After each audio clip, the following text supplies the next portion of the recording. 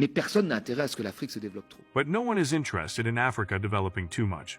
Because if it develops tomorrow, let's imagine Africa develops its industry like South Korea did, a country that was as poor as Mozambique 6 years ago. If tomorrow it starts making cars, if tomorrow it starts refining its oil, if tomorrow it starts doing agriculture and transforming its agricultural products, it will no longer buy our imports. And so we are not interested in that situation. We are not interested. So the will of the rich countries. We're talking about geopolitics today. Everywhere we see, there is clearly no interest in these countries developing. These less developed countries. Please watch this video carefully. You will understand the main reasons why Western powers prevent African countries from developing properly. Before we continue, like and subscribe to this channel for more informative videos like this one. Do not forget to share this video on Facebook and WhatsApp to open the eyes of as many Africans as possible. Thank you for your support. Let's continue. Il y avait cette idée en fait dans la tête des gens que There was this idea, actually in people's minds, that you develop a country with entrepreneurs. It's an important part, but it's not the main part. An industry is needed, a heavy industry. These countries export oil, export cocoa, export raw materials, but these raw materials they export are often processed in other countries. And processing is what creates jobs. quand vous avez une compagnie étrangère qui s'installe, je prends toujours l'exemple moi du Congo Brazzaville que je connais bien. When you have a foreign company setting up, I always take the example of Congo-Brazzaville, which I know well. Congo-Brazzaville, over 90%, only exports oil. This oil is produced by whom? Exploited by whom? By mostly private companies. 60% total, 30% ENI. The Italian, 90% of the company. Then you have a few companies here and there, private ones. L'ensemble de son pétrole. Elle récupère une partie de l'argent, mais elle est incapable de l'exploiter. The public Congolese oil company is unable to do drilling. It is unable to exploit all of its oil. It collects part of the money, but it is unable to exploit it. So all the knowledge on production, on reserves, all the quantities, production volumes are decided by the private company, which does not depend on the country. So that's the first thing. There is a real asymmetry of information between the state and the company. The prices of their goods, 90% of exports, therefore oil, the price is not determined by Congo. It is determined by the financial markets. So, when there are tense geopolitical situations like now, prices go up, it benefits them. Et l'État congolais rachète de l'essence à ces pays-là. Donc la réalité, c'est qu'il voudrait qu'il y ait une industrie qui puisse transformer. When the price is zero, as in the COVID period, nothing comes in. Nothing comes in. So we can see that there is a very strong dependence. And then this product is exported, processed in France or elsewhere. And the Congolese state buys gasoline back from these countries. So the reality is that there should be an industry that could transform this production on the spot. And it is this one that would create jobs, refineries, distribution, etc. But to have that, what is needed? Funding is needed to finance heavy industry. It's not with €1 of microcredit that you're going to finance heavy industry. And this funding, if the banks don't want to lend it, who will lend it? It's China, but China is a country. It will lend it under certain conditions. Conditions sometimes on access to raw materials or more advantageous sharing of production for them. And so it does not allow them to be completely independent. And it must be kept in mind that rich countries have developed in a world where they created conditions that were favorable to them. The WTO, the World Trade Organization, is an organization that has favored rich countries much more than poor countries. Pas à lever de l'argent. Quels seraient les... Ce que je veux ajouter, excuse-moi, je te coupe. The financial system, with mostly European and American banks, the rich countries. And so rich countries raise huge funds to carry out their projects, while poor countries to carry out projects we know. That is to say, to do things we know, refineries, food, agricultural industries. We know how to do that. Well, they can't raise money. What I want to add, excuse me, I interrupt you. What I want to add is that we have often said in recent years that poor countries were not developing because of corruption. We had to find a reason.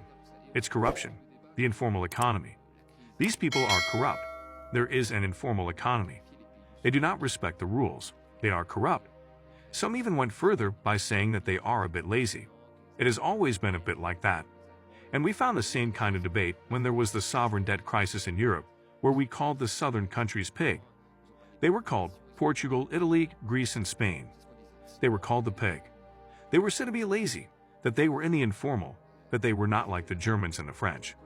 This debate already existed with African countries. They don't work, they are lazy. They don't have good training, they are corrupt. Very well, that's what we said. If tomorrow I were given the reins of Congo Brazzaville, and I was told what the formula is in the current conditions to get it out of underdevelopment and make the economy take off, it would be extremely complicated, and I would tell you that I don't have the solution. Because it's a country, in fact, that does not have control over development at all. Because it does not have access to financing, as I said. Because it does not control the main good it produces. Because it does not control the volume and the price. And so developing a country under these conditions is extremely difficult. So corruption is actually a collateral effect. The real problem is the World Trade Organization and the financial system as it was created. Would you say that there has been a stranglehold by the northern countries? I'll explain, for example. We are looking for what the exit routes are, and especially by whom. Because you may have the preconceived idea of yes, the northern countries are going to help the southern countries again. But in fact, it is because there is a stranglehold and also an enrichment of the northern countries thanks to and by the southern countries. For example, Zambia just had extra time to pay back, but the debt was not written off or reduced, etc. There are also negotiations on the next contributions of rich countries for the upcoming 3-year period, which will soon begin and should end in December 2024. There are also many solutions put forward by the IMF, which are considered as not enough actually. Which way now do you think should be oriented towards? So it is exactly what you said. That is to say that in reality, Africa buys a lot of imports from Europe, and also mainly from France. And we buy a lot of things we need and don't produce, including oil and raw materials. So Western countries are not interested in Africa falling. Because if it goes very badly, if there is not a situation at least stable, what happens? We risk having fewer raw materials that we need, and in exchange, we risk selling them fewer things. So we have to maintain Africa in an intermediate situation, so that it is rich enough to buy our goods and stable enough for us to buy the goods we need, those we really need, energy and raw materials. But no one is interested in Africa developing too much. Because if it develops tomorrow, let's imagine Africa develops its industry like South Korea did, a country that was as poor as Mozambique 6 years ago. If tomorrow it starts making cars, if tomorrow it starts refining its oil, if tomorrow it starts doing agriculture and transforming its agricultural products, it will no longer buy our imports. And so we are not interested in that situation. We are not interested. So the will of the rich countries. We are doing geopolitics today. Everywhere, we can clearly see that there is no interest in these countries developing, these LDCs. Now, if I were in the place of Africans, it is very difficult. That is to say, for me, the first thing I would do is I would be much more aggressive in negotiation. Because if you don't have financing, then you can hold grand speeches. It's always nice, but once you get to the concrete, what is Africa today concretely? As it does not have access to financing, as it does not control the goods it produces, in volumes as in prices, it is trying today, for there to be activity, to attract as much foreign direct investment as possible, by creating free zones where very little tax is paid, saying that this is the only way we have to restart the economy. Which does not allow it either to develop its industry, because the industry that would come is much more powerful and much more established than the one that would develop and would be a nascent industry.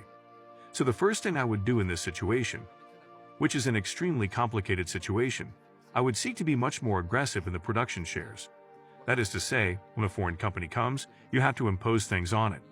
The Gulf countries, Qatar, the Emirates at their time, when you came to settle with them for anything, you had to give a big part, more than 50%, to a local native, a local resident of the investment. It was mandatory.